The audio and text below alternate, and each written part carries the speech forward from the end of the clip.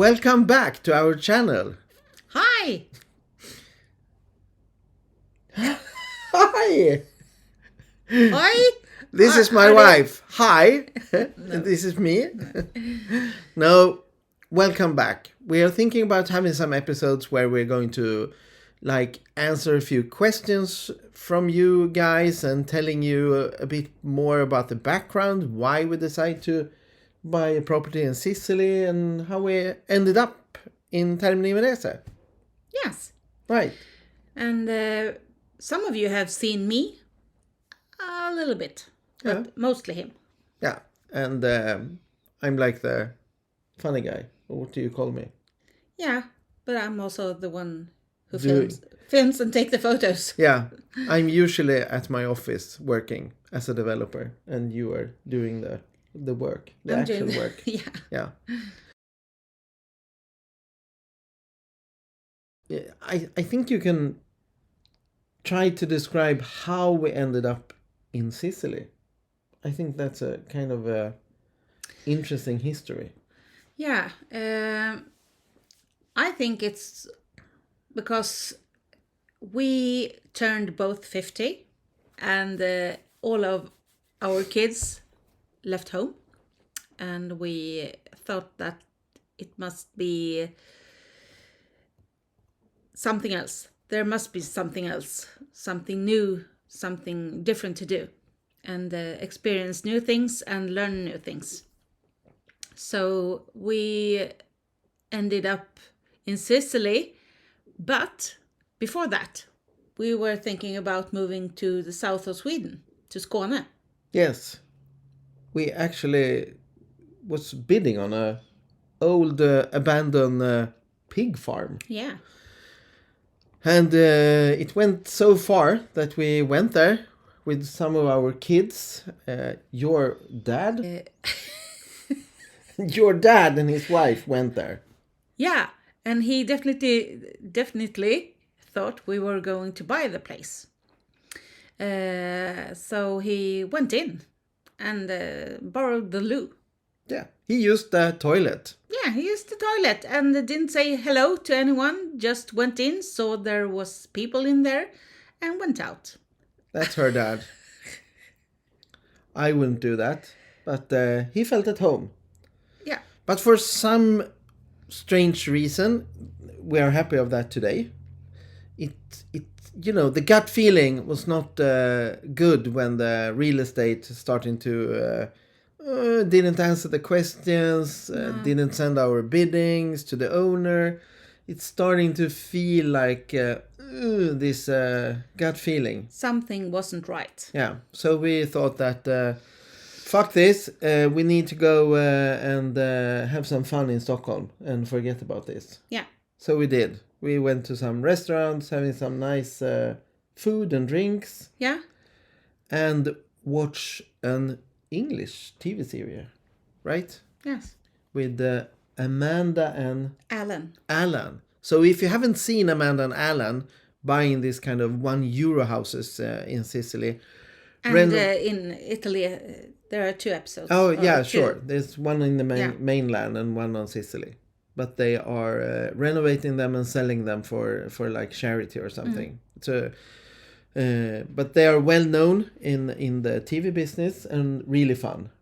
And also, if you are kind of interested in Sicily, these episodes you can learn a lot of different areas because they run around in different places doing salt bathing and whatever. Bathing, salt bathing.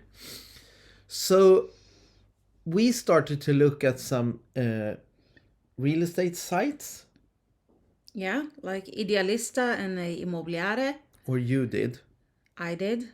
Yeah. And I probably searched for 2 weeks, and I didn't find anything in particular.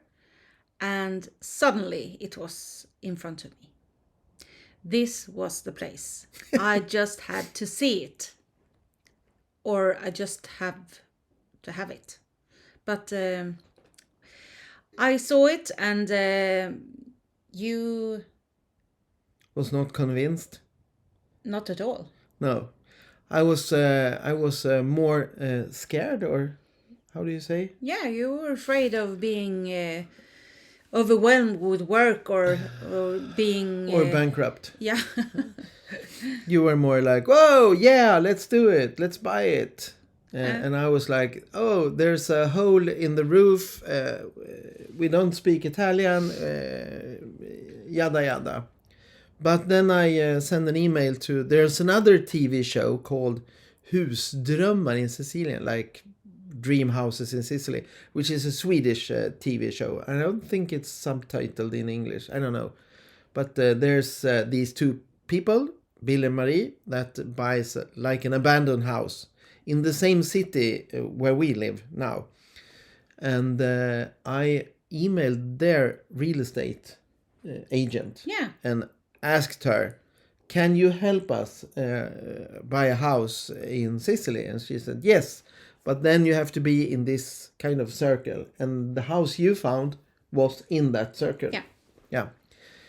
And she looked at the house because I sent her your link, and she was like, "Oh, no, no, no, no, no, no. Don't go there. It's too much work. The roof is coming in, and probably water damage. I will refuse to go and see that house." And I told my husband, I don't give a. I want to see that. I want her to go there. Yeah. So I called back and said, "I am married to a very stubborn wife still. And I think you have to go there and see the house. And if it's as bad as you think it is, maybe we can convince my wife that this is a bad idea."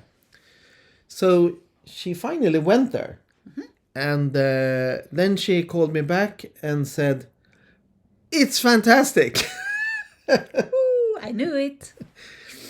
Oh, she didn't say like "it's fantastic," but she said it's a very good property. The structure seemed good. There's a lot of work, of course, but that's the thing. You buy something new or renovated for a lot of money, or you buy something that you have to renovate. Maybe change electricity, water, sewers, piping, or everything. And then you can make it your own.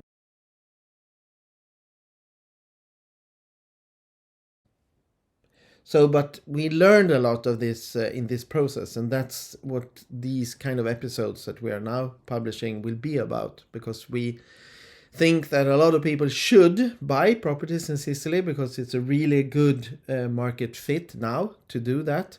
If you compare to Spain or really popular places like that, it's like more than half the price. And now we're not talking about buying real estate in Taormina, Cefalù, in the big cities. On the countryside, it's cheaper. Yes. So if you look at Italy, in the top of Italy, in the northern part of the mainland Italy, it's the most expensive places. Yeah. Then it becomes cheaper and cheaper when you go down in Italy, and then you go out on Sicily, and then you go further to the East? east. No, West. the west side. And then you go further to the west side of Sicily, and they're close to the capital of Palermo. So around Palermo, in the countryside and in the middle of Sicily, it's where you can find the cheapest properties. It's still cheap to buy property in Sicily if you compare to the northern Sicily or Malaga or Palma, Mallorca, all kinds of places. Crazy. Yeah. Crazy prices.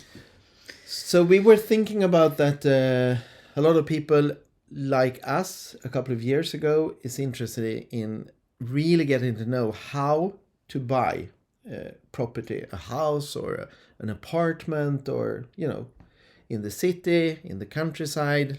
And it was also really important to us that it wasn't in a touristic place, because we wanted to learn Italian, we wanted to learn the culture, how everything works. We wanted to be like Italians later on, not now. Sì, certo, certo. Later on, we want to be like Italians. Yes. So if you imagine like you're buying this beautiful villa out in the countryside, it has a pool, it has a great garden and everything, and you don't speak Italian, then you depend on your neighbors, and then you maybe you don't have the neighbors across the street. Maybe you have a neighbor in like a kilometer away or something. So you will not get Italians in your face every day. No. And that way you won't learn the culture, the language, how you do things, who to call when the pipes are broken, when the electricity is down. Yeah. So that's the main reason, because we looked at some €1 houses in the middle of the island. We come back to that later in this episode, but we thought that, okay, we need to be in the middle of the melting pot. We have to interact with them. Yes. And that's how you get good in a different language. Yeah, and learn a culture, not just the language, but the whole. How do you do things here? When to celebrate things and so on. Yeah. And one of the most important things for you, and also for me now, was to be close to the sea. Mm-hmm. I couldn't imagine living in the mountains because it was going to be a day's journey to go to the sea. And I want to go to the sea every day. So like we're living now, it's 600 meters to the sea, to the beach. Yeah. And I had no idea how big Sicily is. I thought it was like Gotland in Sweden or something like that. But it's huge. It's like 8 Gotland. Yeah. It means from us to the volcanic part around Etna, it's 220 kilometers. So when the volcano had its smoke rings, people called us and asked, "Can you see them? Can you see them?" No, it's kind of far away. Yeah, and it takes like 2 hours to go across the island like this. Yeah, from the north northern to south. And it takes 3 like hours? 3 hours to from the west At to the least east. 3 hours. Yeah, at least 3 hours, depending on which kind of roads you go through. So if you're going to visit Sicily for a week, you can't enjoy all of Sicily because you don't have the time. Yeah, unless you rent like a jet plane. Yeah, like we do all the time. Yeah, or a really fast helicopter or something. Yeah. But so it's I thought that you can buy like a villa or a house in the middle of Sicily and then go by your Vespa or scooter to the beach. That was not the case. You can, but it's in different days. Yeah, if you go by scooter from the middle of Sicily to the ocean, it would take like 4 hours to the beach and home. So that was not an option. So that's a really good thing to think about when you're going to buy a property in Sicily. It's like, where is it? And what is your preferred distance to different kind of services? Like for me, I have a heart condition, so I need to be close to a hospital to feel safe and not to get all the time. Yeah. You want to be close to the sea. We both would like some restaurants around us. Yeah, and cafes. Yeah, cafes and some kind of shopping. And one of the really important things for us is the distance to the airport. Yeah. And because we don't have the budget to have a car in Sicily or rent a car every time we go, because that is kind of expensive, we think. Yeah. And we have a lot of kids and friends that wants to come and visit us. So from our house to the train station in Termini Merese, where we live, it's about 10 minutes walk. And from Termini Merese train station to Palermo, it's half an hour. Then you have to change train. It's really easy, really nice, clean train stations. And then you go on the next train to Palermo Airport, and that's also another half an hour, Yeah. a little bit more. And then you end up right in the middle of the airport. And it's very convenient for friends and family. So they can come up from the airplane, get their bags, go down to the train station, and like an hour later, they are at the house. And that is not the reality if you buy a house in the middle of Sicily, because then you have to have a car and you have to get your friends or family or children because it's very close. We love Palermo. Yeah. So we often take the train to Palermo, have a dinner in Palermo or just a fika or something, and we can take the nightly train back around 9:30. Yeah. So it's very nice. I don't know if there's anything else like the distance from Termini to Palermo or something you want to tell them. No. But you can tell them the importance of having a real estate agent that's your own. Yeah, it's really important that you have your own real estate agent and the seller has their own. So they agree about the selling or buying. So you get all the help and the legislation about buying a property in Italy, that you get it right. And we had, like we told you, a Swedish real estate agent, Marie, and like Linda said, we had our own real estate agent that you have to have, Marie Wester. She's a Swedish, but she's lived in Sicily for like 20 years. But like you said, it's important to have one that can speak fluent Italian. Yeah, otherwise you have to have a translator when you are doing every paperwork at the notario.